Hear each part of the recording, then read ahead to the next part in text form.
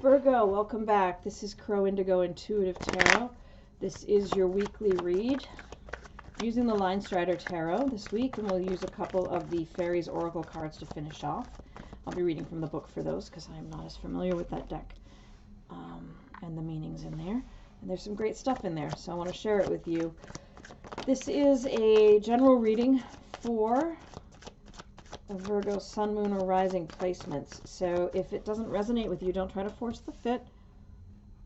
There are lots of other videos here on the channel from past weeks.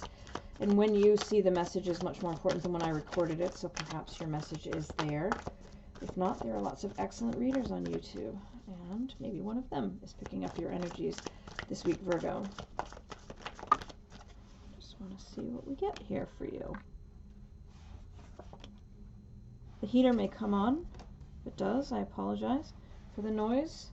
It's starting to get rather cold here where I am, so the heater is necessary. I try to turn it off sometimes when I'm recording, but it's not always. Looks like an interesting week. We keep getting that Wheel of Fortune card for people this week. Lots of shifting and changing, cycles ending, beginning. The world for you, Virgo, there's some culmination, fulfillment, harmony. This week is a time of integration for you. Something is coming to its end and making space for a new beginning. It's usually a positive energy there with that change. The King of Wands comes out next. This is fire and passion and creativity. The king is great. He's a big picture kind of energy. I shouldn't say he. The King of Wands energy is about big picture, leadership. You are definitely overcoming challenges this week. You're starting to see that you can manifest. So it's sort of that magician energy, except once removed, right? There's a manifestation energy. And I think that should be good news for you because you also have here that Nine of Wands energy. You're fighting a lot of battles, down but not out. You are bruised and battered by all of the battles in your past that you've had to fight, but you are resilient. You have what they call stick-to-itiveness, tenacity. You have a lot of energy. Even though you feel exhausted, you're still able to fight the battles that need fighting and stand up for what means the world to you. The Four of Pentacles tells me that you are this week being a little conservative financially. I don't think it's anything to worry about. I think it's just a prudence on your part. When I see this card, I feel like if we're talking about money, and we might not be, it might be your time that you're being a bit sparing with, as in regards to sharing with others. But if you look at this woman, she's got lots of jewels and fine fabrics and all of these things she's carrying. And I get the sense that you have plenty, you're just holding on to it. You're not, letting it slip through your fingers. You're not wastefully spending. And I think it's because of this. There's a new beginning coming for you. You're taking a leap of faith in some aspect of your life.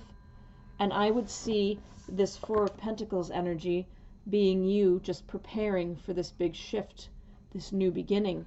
You are in a situation where you're going to need some resources, or you might feel more secure taking that leap off the edge if you had a little extra resource in your savings account. And it's, again, with the Wheel of Fortune, right?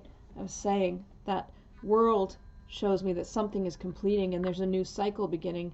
And here we have, again, the Wheel of Fortune. This is usually a positive shift, a change. And here, with the Fool card, I would say you're stepping into some new situation that has quite a bit of promise in it. So Virgo, I don't know. It looks like a pretty exciting week for you. Something to do with your leadership qualities and your tenacity, your ability to just keep fighting when most people would have quit by now, is leading to an exciting new beginning for you and a positive turn to the wheel.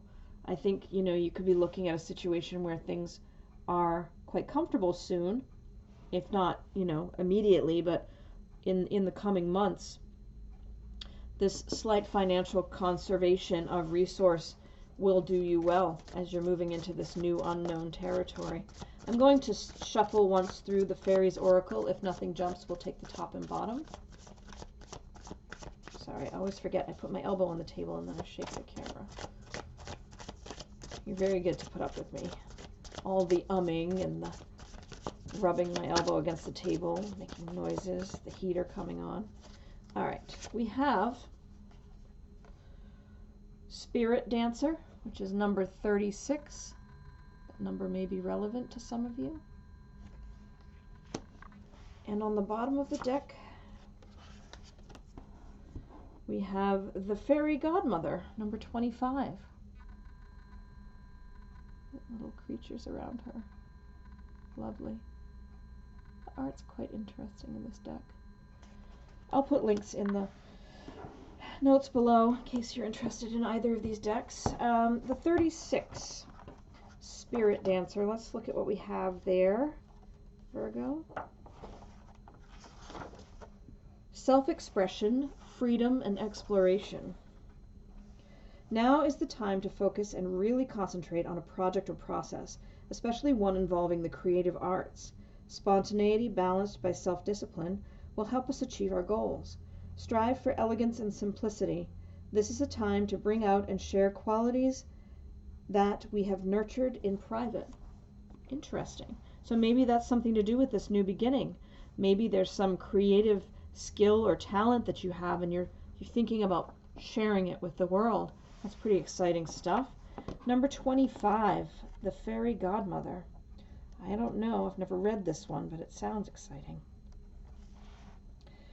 Gifts, talents, grace, helpful lessons. The Fairy Godmother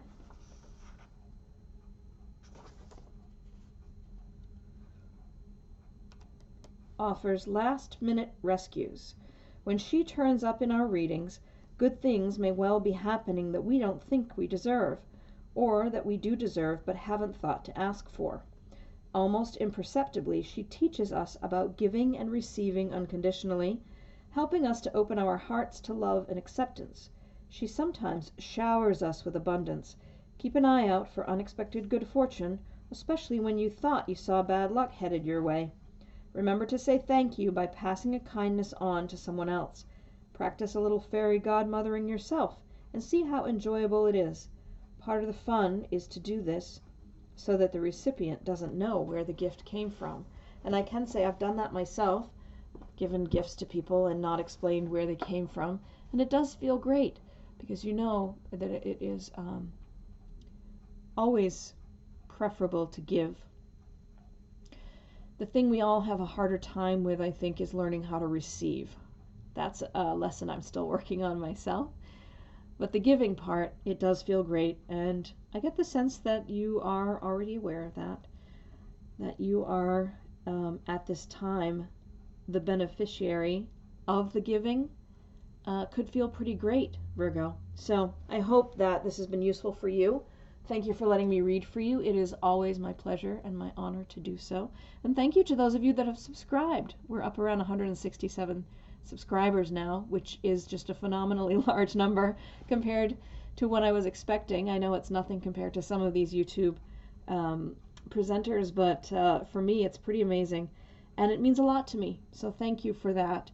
Every like, share, and subscribe helps these messages get out to more folks that they may be helpful for. So thanks for helping me get these messages out.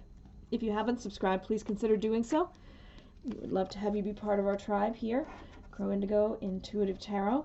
And I hope, Virgo, that you have a fantastic week, and we'll see you next time. Blessings.